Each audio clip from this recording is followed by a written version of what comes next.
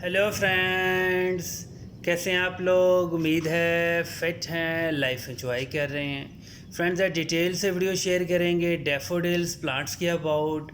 और इनको हमने एग्जैक्ट 9 मंथ्स पहले गमलों में ग्रो किया था इनके बल्ब से। इनके ऊपर बहुत ज़्यादा फ्लावरिंग हुई। अब हम इनके बल्ब्स को सेव करने जा रहे हैं क्योंकि रूफ टॉप पे कंस्ट्रक्शन हो रही है, बहुत ज़्यादा स्पेस नहीं है गमलों को एडजस्ट करने की, इसलिए कुछ गमले हम खाली कर रहे हैं। तो बेस्ट यही है कि हम इनके बल्ब्स को सेव कर लेते हैं। अब हमने 2 गमलों में 4 बल्ब लगाए थे और बड़े साइज़ के बल्ब थे, अच्छी क्वालिटी के बल्ब थे। इसके ऊपर जब फ्लावरिंग हुई तो वो बहुत ज़बरदस्त थी, कुछ वाइट कलर के थे, कुछ येलो कलर के थे। ओवरऑल जो सबसे सस्ता डैफोडिल्स का कलर होता है, बल्ब होता है, वो वाइट या पेपर वाइट होता है। इस पर आप कभी भी कंप्रोमाइज़ ना किया करें, सस्ते से सस्ते बल्ब लिया करें। बड़े साइज़ का बल्ब अच्छा होता है, मेच्योर बल्ब भी होता है, अगर छोटे साइज़ के लेंगे तो वो भी ज़बरदस्त होता है। अब ये वाले भी बल्ब से हमने ग्रो किए थे, लेकिन इसको हमने मिट्टी के बड़े प्याले में ग्रो किया था। ये पेपर वाइट है बिल्कुल, इसके अंदर येलो टून है और बहुत ज़बरदस्त है। डैफोडिल्स के बल्ब ग्रो करना बहुत इजी प्रोसेस है, डिटेल से शेयर कर चुके हैं। और डैफोडिल्स को थोड़ा सा ज़्यादा फर्टिलाइज़र चाहिए होता है, मतलब आप इनको इनऑर्गेनिक फर्टिलाइज़र ज़्यादा से ज़्यादा डोज कर सकती हैं। वो बहुत जल्दी क्विक रिलीज़ होता है, जैसे आपका थोड़ा सा यूरिया है, डीएपी है और एनपीके का फर्टिलाइज़र, उससे आपके प्लांट बहुत जल्दी बूस्ट करते हैं। और जो भी आपके फ्रूटिंग प्लांट्स होते हैं, वेजिटेबल्स के प्लांट होते हैं, उनको आप ऑर्गेनिक फर्टिलाइज़र दिया करें, जैसे आपकी वर्मी कंपोस्ट है, गली सड़ी गोबर की खाद है, या जो आपका कंपोस्ट है, लीफ कंपोस्ट है। इसलिए फ्लावरिंग प्लांट्स को आप इनऑर्गेनिक फर्टिलाइज़र दिया करें।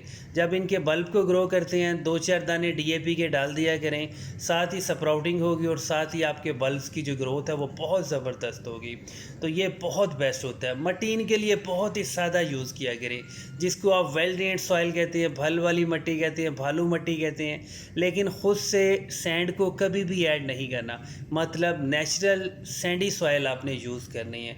अगर आप ऑर्गेनिक फर्टिलाइज़र यूज़ करना चाहते हैं तो कोई इशू नहीं है, उसको अच्छे रिजल्ट्स मिलेंगे। लेकिन आपने अगर फर्टिलाइज़र की बचत करनी है तो आप इनऑर्गेनिक फर्टिलाइज़र दे सकते हैं। अब ये हमारे 2 गमले थे जिसके अंदर हमने मैक्सिमम 4 बल्ब लगाए थे, अच्छी क्वालिटी के बल्ब थे।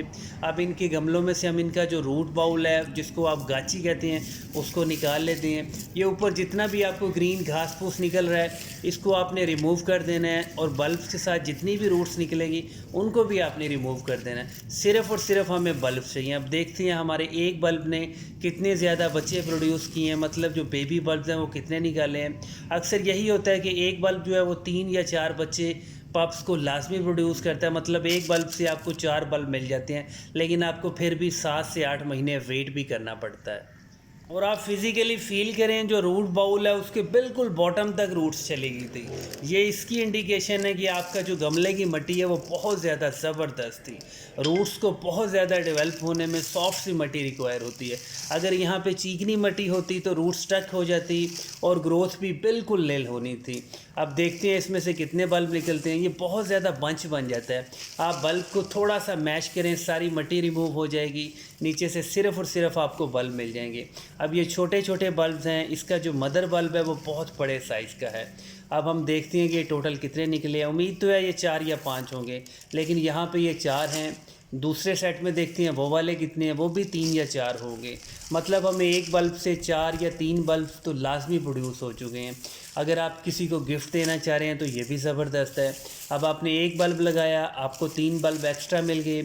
आप इनको सेव कर सकते हैं, नेक्स्ट सीज़न में इसको ग्रो कर सकते हैं।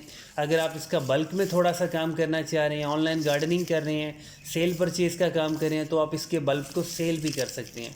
और जो डैफोडिल्स का अच्छा बल्ब होता है, मेच्योर साइज़ का बल्ब होता है, वो आपको मैक्सिमम 40 to 80 रुपीज़ का मिलता है।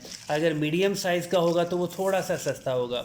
बल्ब का साइज़ डिपेंड नहीं करता, बल्ब का मैच्योर होना डिपेंड करता है। अब एक मदर बल्ब ने अगर बच्चे प्रोड्यूस किए हैं और 9 मंथ्स के बाद आप उसको कलेक्ट कर रहे हैं, हार्वेस्ट कर रहे हैं, तो जो छोटे छोटे बेबी बल्ब होंगे वो 100% मैच्योर होंगे। जो कच्चा बल्ब होता है वो 4 या 5 महीने का बल्ब होता है। मिट्टी को इस तरह आप हाथ से मैश करें, कोई भी छोटे से छोटा बल्ब को भी आप इग्नोर मत करें, हो सकता है वो भी बहुत अच्छे फ्लावर्स को प्रोड्यूस करे। और स्पेशली जब डैफोडिल्स के आप बल्ब ग्रो करते हैं, या ट्यूब रोज़ के, या ग्लैड के, या रेन लिलीज़ के, कोशिश किया करें सिर्फ़ और सिर्फ मिट्टी का गमला यूज़ किया करें। मीडियम साइज़ का गमला बेस्ट होता है क्योंकि इसकी रूट्स बहुत ज़्यादा डेवलप होती हैं। अक्सर ऐसा ही होता है कि हम छोटे छोटे बल्ब्स के अंदर, छोटे छोटे गमलों के अंदर एक एक बल्ब लगा लेते हैं। इससे ये होता है कि रूट स्टक हो जाती है, मिट्टी थोड़ी सी होती है, न्यूट्रिएंट्स थोड़े से होते हैं। फिर आप बहुत ज़्यादा जब फर्टिलाइज़र डोज करते हैं तो गर्मी की वजह से आपके प्लांट्स चलने लग जाते हैं।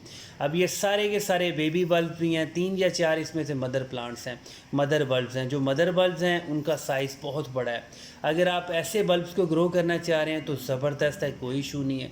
अगर आपने बहुत ही आउटस्टैंडिंग रिजल्ट्स लेने हैं तो जब गमलों में आप मिट्टी फिल करते हैं तो थोड़ा सा भुजा हुआ चूना डाल लिया करें, जिसको आप स्लेक लाइम कहते हैं। मतलब जो पत्थर वाला चूना होता है उसमें थोड़ा सा आप पानी मिक्स करें। 2-3 दिन के बाद वो अपनी हीट को रिलीज़ कर देगा। उसका थोड़ा सा पाउडर बनाएं, उसका ड्राई करें। वो एक गमले के अंदर 1 टीस्पून यूज़ कर सकते हैं। वो एंटी फंगल भी होता है, वो आपके प्लांट्स को कैल्शियम भी प्रोवाइड करता है और बल्ब के ऊपर कभी भी फंगस भी नहीं लगता। और बल्ब को हार्वेस्ट करना तो बहुत ईजी है। अब दूसरा स्टेप आता है कि हम इनको सेव कैसे करें। सबसे अच्छा प्रोसेस यही होता है कि आप इन सारे बल्ब्स को एक बार हल्का सा वॉश कर लें। जब आप वॉश कर लेंगे, इसके ऊपर अगर आपके पास कोई एंटी फंगल पाउडर है या कोई भी स्प्रे है या नीम ऑयल का स्प्रे है, इसके ऊपर लाइट सा स्प्रे करें। उसको, इन बल्ब्स को अब आपने धूप में कभी भी ड्राई नहीं करना। अगर आप धूप में ड्राई करेंगे तो इनमें से मॉइस्चर सारा निकल जाएगा। आपने इनको रूम में फ़ैन के सामने ड्राई करना है, इनमें थोड़ा सा मॉइस्चर रिटेन रहेगा। उसके बाद आपने इसको ड्राई जगह पे रख देना है। थोड़ी सी ठंडक हो लेकिन ड्राई होनी चाहिए। अगर आपने ह्यूमिडिटी या मॉइस्चर वाली जगह पे रख दिया तो ये ख़ुद ब खुद दोबारा से स्प्राउट होने लग जाएंगे और इनकी रूट्स निकल आएंगे। हो सकता है आपके बल्ब ख़राब भी हो सकते हैं। और अगर दूसरे बल्ब्स की बात की जाए जिनको हम बल्ब से ग्रो कर लेते हैं, वो है ट्यूबरोज, रेन लिली और ग्लैडियस के प्लांट्स। ये बहुत ज़बरदस्त होते हैं। इनका साइज़ बड़े साइज़ का होता है। जो फ्लावरिंग की शॉप्स होती हैं, गिफ्ट शॉप होती है, वहाँ पे सबसे जो फेमस होता है वो आपका ट्यूबरोज और ग्लैड होता है क्योंकि इनकी हाइट बहुत ज़्यादा होती है। इनको भी सेम प्रोसेस है, इनको भी आप बल्ब से ग्रो कर सकती हैं। मिट्टी का गमला यूज़ करें, वही गमला फिल करते हैं, मिट्टी को फिल करते हैं, 2-4 दाने DAP के, 2-4 दाने यूरिया के डालें। अच्छा सा फर्टिलाइज़र होगा, ये वेल ड्रेन्ड सॉइल होगी। बल्ब को लगाएं और एग्जैक्ट 40 डेज़ के बाद आपकी फ्लावरिंग स्टार्ट हो जाएगी। मतलब ये इतना इजी प्रोसेस है। अभी आप दूसरे बल्ब से जो ग्रो किए थे प्लांट्स वो भी शेयर करते हैं। ये जो आपको सामने नज़र आ रहा है ये ग्लैड की हैं। इसके साथ हमारे पास ट्यूब रोज़ के भी आ जाएंगे। ट्यूब रोज़ के जो बल्ब होते हैं वो सबसे सस्ते होते हैं। मतलब वो मैक्सिमम 20 रुपीज़ 30 रुपीज़ का एक अच्छे साइज़ का बल्ब मिल जाता है आपको। जहाँ पे आपने बड़े साइज़ का एक बल्ब लेना है वहाँ पे आप छोटे छोटे साइज़ के 5 से 6 बल्ब ले सकते हैं। मैक्सिमम चांसेस होते हैं कि ज़्यादा फ्लावरिंग हो, ज़्यादा बेबी प्लांट्स बने और आपका गमला है जो बहुत ज़्यादा बुशी लगे। और ये वाले जो फ्लावरिंग प्लांट्स हैं ये ट्यूब रोज़ के होते हैं। ये सबसे सस्ता और सबसे डिसेंट फ्लावर है। इसके ऊपर जब स्टॉक बनते हैं, जब फ्लावरिंग की स्टिक बनती है, वो बड़े साइज़ की होती है और वो बार बार होती है। लेकिन ट्यूब रोज़ के साथ थोड़ा सा मसला ये है कि इसको आप मई, जून, जुलाई में बहुत ज़्यादा गर्मी में, हीट में, हवस में नहीं सरवाइव करा सकते। ये टॉलरेट नहीं करता इतनी ज़्यादा गर्मी को।